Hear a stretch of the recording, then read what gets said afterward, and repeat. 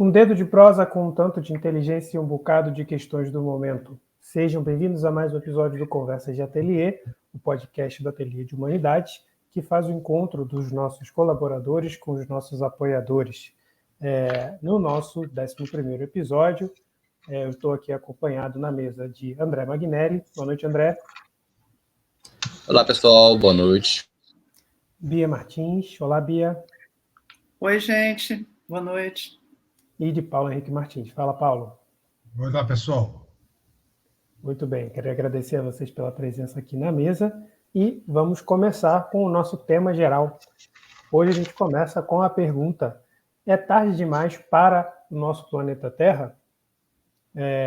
A nossa pergunta, é claro, não diz respeito necessariamente ao holocausto nuclear, nem à invasão de alienígenas, mas aquilo que a gente convencionou a chamar de uma crise climática, ou de, enfim, uma mudança profunda das condições de vida do nosso planeta, do nosso meio ambiente.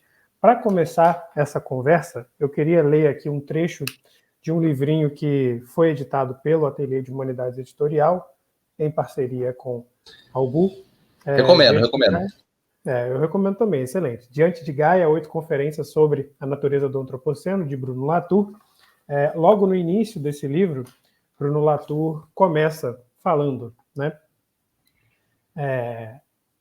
Ele descreve uma série de notícias de jornal acerca do meio ambiente e conclui: é o que os jornais chamam de viver na época de uma crise ecológica, entre aspas.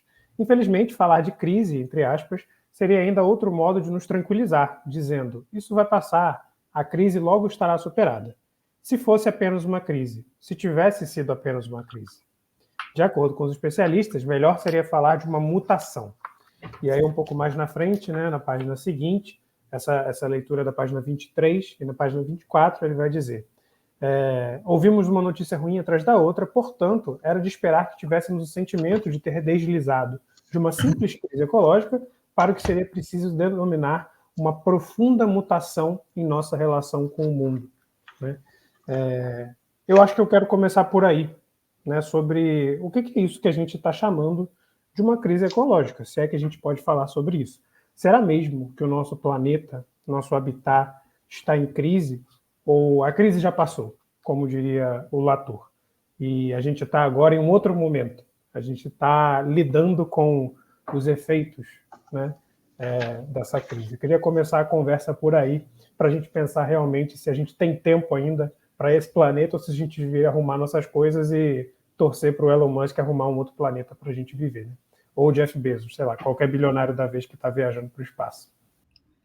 Bom, eu li uma notícia, agora falando de mais uma notícia, né, que foi instalado aqui um relógio no Rio de Janeiro, no Cristo Redentor, estipulando 6 anos, na verdade agora são 6 anos menos 3 dias, que seria, em tese, o prazo para que a humanidade tomasse medidas para que a temperatura não crescesse acima de 1,5 graus Celsius, né?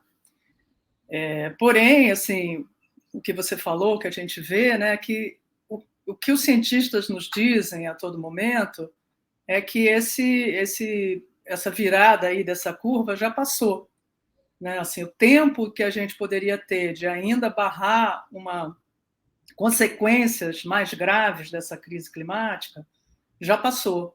E, no entanto, a gente não vê, né, um senso de urgência, né, nos líderes mundiais, né, nem mesmo no encontro, né, que teve a Conferência do Clima, né, no final do ano passado, também ainda continuam né, tomando discursos e tomando providências ainda muito aquém das que são necessárias, né? E aí também eu fiquei pensando assim, né, o que implica realmente da gente tomar consciência da urgência desse momento, né? Quer dizer, implica na necessidade, né, de uma mudança muito profunda do nosso modelo de vida, de todos nós, né? Enfim, muito difícil a gente ver os líderes mundiais ou empresários pensando em mudar a economia, né, para atender a essa necessidade. Também nós seremos afetados por isso. Todo o nosso modo de vida, a mobilidade que nós temos, né, de viajar para cá, para lá, os celulares, os equipamentos eletrônicos que a gente tem, né? Tudo isso está demandando também muitos minerais que são raros na Terra, né? Então tem a questão do carro, que o carro é muito poluente, então fala-se no carro elétrico, mas o carro elétrico também tem suas limitações a essa tecnologia, né? Ela depende do lítio, que é também um metal raro e que, enfim, também dura 10 anos só essa bateria, também teria uma discussão de o que fazer para descartá-la. Então, assim, o que eu fiquei pensando mais foi nesse problema, assim, de como é que seria um modelo de vida no planeta Terra que pudesse, de fato, ser sustentável, né? Assim, o que isso implicaria em mudanças muito profundas, né? No modelo, especialmente no modelo de vida que tem no Ocidente, tanto especialmente nos países mais ricos, mas também aqui no sul global. Então, é uma mudança que demandaria muito de todos, e por isso que ela é tão difícil, né? Por isso que é tão difícil enxergar esse caminho de saída. Veja bem, eu acho que é uma dificuldade muito grande da gente entender o que é natureza. O que é natureza, né? Eu acho que isso é muito complicado, porque essa dualidade cultura, natureza, sociedade, natureza, essa ambiguidade, ela se afirma a partir da própria ciência.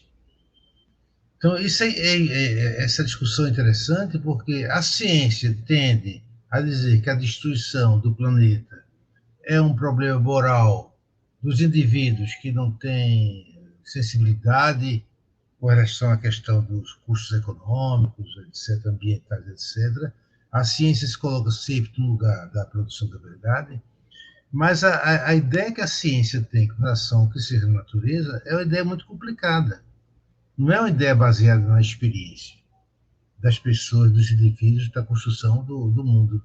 É uma ideia baseada no método, né? Essa é a questão que o Agamben coloca muito bem, de que o problema da destruição da experiência pela ciência, pelo método científico. Então, essa é uma discussão super complexa, porque a ciência tende a se posicionar como salvadora da realidade do problema da destruição ambiental, como se ela tivesse esse acesso privilegiado à construção de uma verdade científica sobre a reconstrução da realidade ambiental e social. E, na verdade, ela, segundo o Agamben, e que eu tendo a concordar, ela é a própria responsável pela destruição da possibilidade de se viver uma experiência real com relação ao seu próprio corpo, o corpo de cada um de nós. Não é? Nós respiramos, nós vivemos, nós morremos, nós sofremos, nós amamos. Há uma experiência real que a ciência tende a negar em função da afirmação do método científico e estatístico. Né? Então, tem aí uma discussão que eu diria assim, a discussão de a ciência se posiciona como salvadora da questão climática e ambiental, da destruição planetária, acusando os indivíduos de serem banais, ordinários, inconscientes, mas, ao mesmo tempo, há uma discussão filosófica que tende a responsabilizar a ciência pela destruição da experiência e construção do método como abordagem privilegiada para analisar a questão da natureza e gerando essa dissociação esquizofrênica do homem com o seu meio ambiente. Eu acho que poderia pegar até esse gancho mesmo e trazer um dos aspectos que eu penso a questão, que é o quanto que essa questão da resposta às mutações climáticas, ela pode envolver uma certa tentação de um controle científico sobre esses processos. Isso também é trabalhado no Latour, né? Também existe o business as usual. Existe essa ideia de que, no final das contas, essa crise climática também é uma oportunidade de negócios, né? Então, o primeiro ponto que eu vejo é que é uma certa tentação de que toda essa crise climática seja apenas mais uma frente de oportunidade, né, de desenvolvimento tecnológico, de busca de controle científico sobre esses processos que, mais uma vez, acabam por privilegiar aqueles países que, de certa forma, vão ter, né, países e corporações, agora a lógica muito mais corporativa, mundializada, né, não necessariamente de países, que vão ter oportunidades de negócios relacionados a controle de fluxos de água, a novas tecnologias relativas à minimização de desastres, né? Então, eu não sei até que ponto existe efetivamente uma percepção de que essa crise é tão catastrófica assim. Catastrófica para quem? Né? Para quem não tem condições de minimizá-la. Só que aí tem uma questão que também envolve uma certa dificuldade de lidar com esses tipos de processos. Isso também está no Latour, que é a dificuldade até de materializar isso, de perceber o que está acontecendo. Nós, que acabamos tendo uma certa possibilidade de estudar, de pesquisar, de ter meio acesso a informações interessantes e de qualidade, já temos dificuldade de aprender realmente o que está acontecendo. Né? São conhecimentos muito especializados, são muito abstratos, são muito difíceis de você efetivamente dizer eu sei o que está acontecendo. A gente ouve falar do que está acontecendo, confia em autores que publicam, escuta de uma pessoa ou outra que é especialista em oceanografia, ciência da terra e tal, mas a gente não sabe muito bem. Imagina a grande maioria das pessoas, né, que estão simplesmente sem ter acesso a esse tipo de informação, a esse tipo de conhecimento, e no fim das contas, a maior omissão acaba sendo daqueles que têm as informações e os acessos a eles. Né, pessoas de Estado, pessoas relacionadas a centros de informação e comunicação, pessoas que, obviamente, estão associadas a instituições que têm a possibilidade de tomar conhecimento e ter base suficiente para poder agir. Né? Eu acho que aí a gente tem uma dificuldade desse descompasso entre o diagnóstico e a ação. O diagnóstico, muitas vezes, é acessível a uma minoria de pessoas, e a possibilidade de ação ela também é reservada, de certa forma, a capacidade de mobilizar essas pessoas, que muitas vezes envolve minorias que podem estar interessadas em fazer essas mobilizações. Né? Só que as minorias do establishment, digamos assim, podem ter interesse de a mobilização ser exatamente para não mudar o sistema, não mudar a estrutura, o modo de vida, mas sim criar oportunidades de negócios. Né? Então, é muito delicado a situação que a gente está, porque isso envolve o segundo aspecto, que eu acho que é o aspecto político, o que possibilita que politicamente se muda as coisas. Eu não vejo caminhos hoje no mundo em termos de política como grande política de mudança, de articulação, de orquestramento de ações. Né? Existe muita essa dispersão de atores e concorrência entre eles. Né? Então, a possibilidade de uma mudança catastrófica, em termos de vários processos globais, leva muito mais à possibilidade de avanços de negócios e disputas entre Estados-nações por recursos escassos, ou por acesso a territórios de boa qualidade, ou que sejam minimamente menos vulneráveis às mudanças. Então, eu não tendo a ser otimista a curto prazo, mas talvez a gente já esteja em uma série de processos de mudança que só daqui a algumas décadas a gente vai perceber que já estão ocorrendo. Né? As mudanças, muitas vezes elas ocorrem exatamente onde grande parte daquilo que está ocorrendo já está sendo gestado, já está sendo transformado no dia a dia.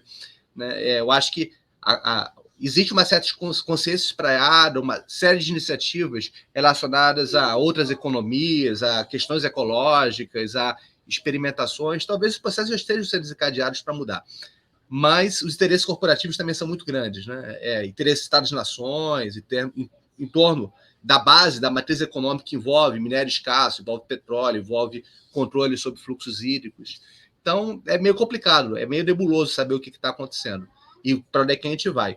O último ponto, que eu acho que em termos de se é tarde demais, eu acho que a questão do aumento do nível da água, eu acho que é uma questão menor em termos de controle científico. Porque no nível da água existe tecnologia vai ter parte de cidades inundadas e tal, e de repente pode-se até explorar essa possibilidade, remanejo de pessoas.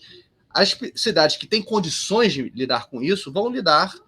O problema maior, acho que é a mudança do fluxo atmosférico, ou seja, o fluxo de ar, e quanto que isso pode levar a uma loucura do que a gente entende como sistema climático. Né?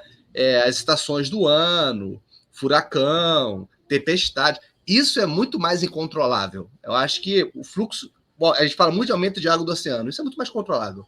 O problema é dar louca no sistema climático, de você começar a ter furacão onde não tem, de você começar a ter tempestades e alterações bruscas de fluxos e de estações de ano. Aí eu acho que não tem controle, não, se isso efetivamente vier a passar por um ponto de bifurcação. Eu acho que o problema do controle, né? A gente pergunta se é tarde demais. E aí a gente começa a pensar, ok, como a gente faz para mitigar, né, os efeitos negativos do estrago que já foi feito. O problema do controle, eu acho que ele vai ser, se fosse para fazer uma previsão, né, pode ir realmente para pode descambar para 2 caminhos. Né? Um caminho que eu julgo que seria o pior dos mundos, que é você, de fato, concentrar os meios de controle e mitigação nos locos onde eles já existem, né? Que, de certa forma, é a tendência, né? Você tem cidades e lugares mais bem equipados, com mais recursos, mais, enfim, capacidade de se proteger, e outros lugares que ficariam, de certa forma, à míngua, né? Mas mesmo assim, mesmo nesse caminho, eu suspeito que pode acontecer um processo semelhante ao que aconteceu, por exemplo, com o surgimento do saneamento básico, né, nas cidades. É impossível, é insustentável você criar um sistema de saneamento básico que só funcione para um grupo de pessoas. Na verdade, o sistema de saneamento básico, quanto mais geral, mais barato e mais funcional, né? Então, acaba que, de certa forma, esse bem ele é público por ele mesmo, né? Eu acho que certas formas de mitigação e de controle dos efeitos das mudanças climáticas acabam descambando para esse lado do bem público indivisível, né? Só que a gente também não pode subestimar a capacidade de privatização e cerceamento, né, dessas tecnologias. Pode ser, por exemplo, que você controlar o nível do mar, você vai beneficiar todo mundo que mora no litoral. Beleza, independente de quem está morando lá, né? Mas agora, você conseguir mitigar, por exemplo, os efeitos da falta de água ou os efeitos da falta de algum tipo de gênero alimentício. Desertificação de áreas que antes poderiam ser abundantes de água e exatamente, isso aí pode muito bem ser manipulado enfim, manipulado não no sentido maquiavélico, mas no sentido de manejado mesmo para que beneficie certas pessoas e não outras, né? E aí mora realmente um grande perigo. Mas ainda nisso, né, a questão da nossa capacidade, né, de controlar, isso é muito curioso desse próprio dilema, né? O Paulo falou da questão da natureza, porque, de certa forma, se você que está nos ouvindo acredita no largo e esmagador consenso científico sobre o tema, esse problema é um problema criado por nós, pela nossa espécie, né? Então, é curioso, é paradoxal, é dilemático que é a nossa ação que nos levou até aqui e a gente continua confiando na nossa ação para nos salvar, né? Para nos resgatar, de certa forma. E é o que a gente tem, né? Tudo que a gente tem. Então, não é necessariamente uma falha moral, mas é algo a se contemplar, né? Será que nos nossos esforços de melhorar ou de nos salvar e nos resguardar, a gente não estaria piorando a situação, né? Eu acho que esse é todo o dilema de você agir em um mundo tão delicado quanto o mundo é hoje, num planeta, numa situação tão delicada quanto a gente está hoje. Mas será que a gente não pioraria tudo tentando salvar aquilo que a gente já tem? Pois é, Lucas, eu acho que é por aí assim o que você está falando, né? Porque foi interessante também o que o Paulo falou sobre essa crença, né, de que a ciência vai acabar nos dando uma solução, né? Existe essa crença. Por outro lado, o André falou que assim, o próprio capitalismo também vai encontrar soluções para uma elite, né? Conseguindo controlar pequenos territórios para garantir uma sobrevida para uma elite. Mas eu não sei assim, se a minha percepção está certa ou não, mas a impressão que eu tenho é que a gente está prestes a entrar numa fase assim, de algo incontrolável, né? Porque o que eu tenho lido é que existe assim, como se fosse uma bola de neve, né? Então, se vai derretendo lá no Ártico, aí vai vai liberar não sei quanto de carbono na atmosfera, ninguém sabe direito o que isso vai acontecer. Então, já ouvi, né, estudiosos falando desse problema da desertificação, então vai afetar a agricultura no mundo todo, então vamos pensar, não, mas vai haver iniciativas aí do Elon Musk para criar uma fazenda que vai atender a um grupo de milionários. Eu não sei se vai ser assim tão fácil de fazer, não existe essa certeza, né? O que existe é a incerteza. E achei interessante o que o André falou, que eu também penso muito nisso, né? Nessas iniciativas que já estão hoje brotando, né? Como as ecovilas, né? e essa outra, me lembro agora o nome, mas é uma floresta ecológica, que também é de agricultura, várias iniciativas nesse sentido, para buscar uma outra maneira de cuidar da terra, né? De se relacionar com a natureza, né? Mas, então, eu percebo, assim, isso, que a gente tem ainda muita incerteza no horizonte. A gente e ainda trabalha-se, né, a sociedade, de modo geral, como se tivéssemos algum controle da situação, como se a situação pudesse ser controlada. Mas eu não sei, acho que talvez a gente, em não muito tempo, a gente se veja numa situação de bastante incerteza mesmo. Eu queria retomar essa questão que eu tinha colocado sobre a ambivalência ou a dualidade ou a contradição entre natureza e sociedade, porque, no meu entender, eu acho que aí está a fonte de uma certa alienação, né, com relação à própria existência do ser humano como ser vivo, né, como intelecto, diria o Latour, né?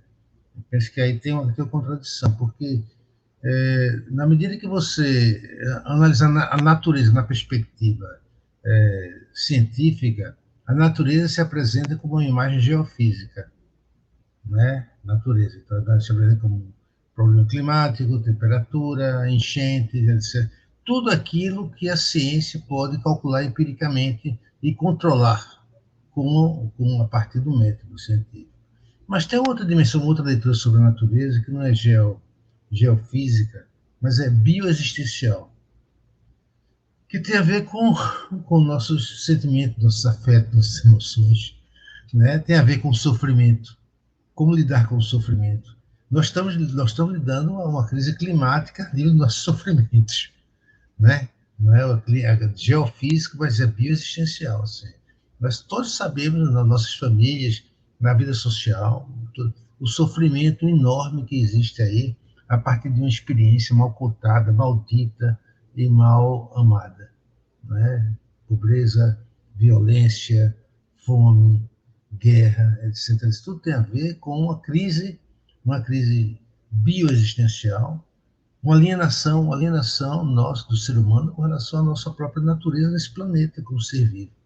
Então, a ciência tende a escamotear essa discussão sobre a questão bioexistencial e privilegiar uma leitura da crise da natureza, da crise ambiental, a partir de informações estatísticas que possam ser calculadas, cronometradas, avaliadas, etc. E toda essa dimensão mais subjetiva que tem a ver com a construção da experiência do sofrimento, da tragédia, né? Então, por exemplo, os gregos não são os gregos, porque o pensamento filosófico francês do século XVI, Montaigne, por exemplo, Montaigne dizia que não se pode falar, no momento que a verdade se torna uma certeza, já não é mais uma verdade.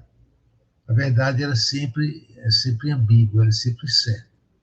Montaigne já dizia isso. Então, tem uma discussão então aí sobre as ciências sociais e repensar o que é, de fato, qual a leitura que nós podemos construir sobre a questão da crise nesse momento presente, né, sobre a questão do tempo da Terra, que tem a ver com a questão mais bioexistencial e ao lado, sem negar a importância da perspectiva geofísica desenvolvida pela ciência.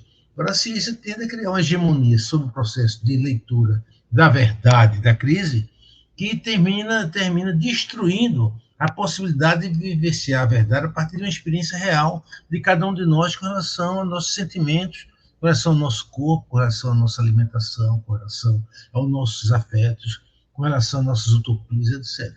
Eu acho assim que as ciências humanas, ou o que resta das ciências humanas, ou a gente tem que repensar o que é a humanidade e o humano, menos nessa perspectiva da ciência exata, que procura reduzir o humano e o social à questão do cálculo objetivo, inclusive do cálculo utilitário, que eu chamo a atenção, André, para resgatar outra dimensão do humano que tem mais a ver com os afetos, com a construção das afetividades, das emoções, e da experiência do sofrimento, que é a experiência real, que o budismo traz, mas só o budismo traz. Eu acho que toda a tragédia grega, Ésquilo, o teatro de Ésquilo, por exemplo, é uma experiência sobre a tragédia.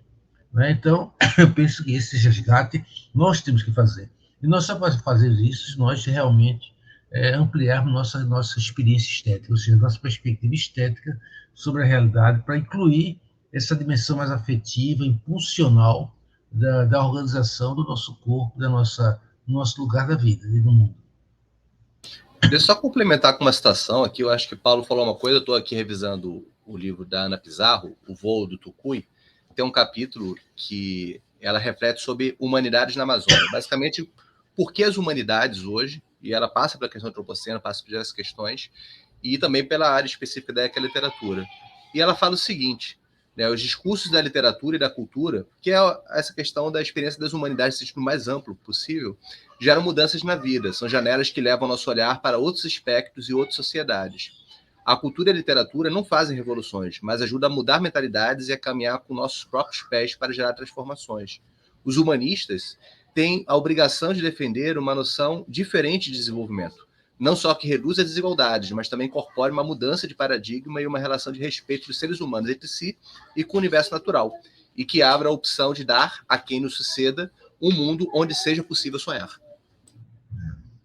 Muitíssimo bem colocado. Também eu ia terminar com uma citação, mas eu acho que essa citação fecha muito bem, né? Se a gente está, de fato, não necessariamente num momento de crise, mas num momento de profunda transformação da maneira que a gente lida com o nosso mundo, né? Talvez a gente esteja em busca disso, né? Em busca de pensar novas maneiras de nos relacionar com o nosso mundo enquanto seres finitos em um mundo que é finito também, né? Não finito no sentido de que o planeta vai explodir, mas no sentido de que o mundo que habitamos hoje definitivamente não é o mundo que as gerações passadas habitavam. Então, um mundo acabou. Pode ser que o mundo não tenha acabado, mas algum mundo acabou, né? E a questão é o que a gente vai fazer a partir daí. Eu só queria acrescentar mais uma coisinha, pegando o que você falou, que é o seguinte: o planeta não vai acabar, o planeta não está em risco, o planeta vai continuar. Né? Quem está em risco é a humanidade. Eu acho que isso é uma coisa também interessante, importante de perceber, né? Porque às vezes o planeta vai dar um jeito de continuar, né? Talvez sem os seres humanos, né? É isso, né? Porque não é o planeta que acaba, é o mundo, né? O mundo precisa da gente. O planeta, tudo bem, né? A questão é o nosso mundo, né? O mundo que a gente habita. Inclusive, aqueles animais mais bem adaptados que existem, que são bactérias, insetos, sobretudo a barata, vão continuar muito bem. Obrigado. É verdade. Então é isso aí. Sigamos as baratas.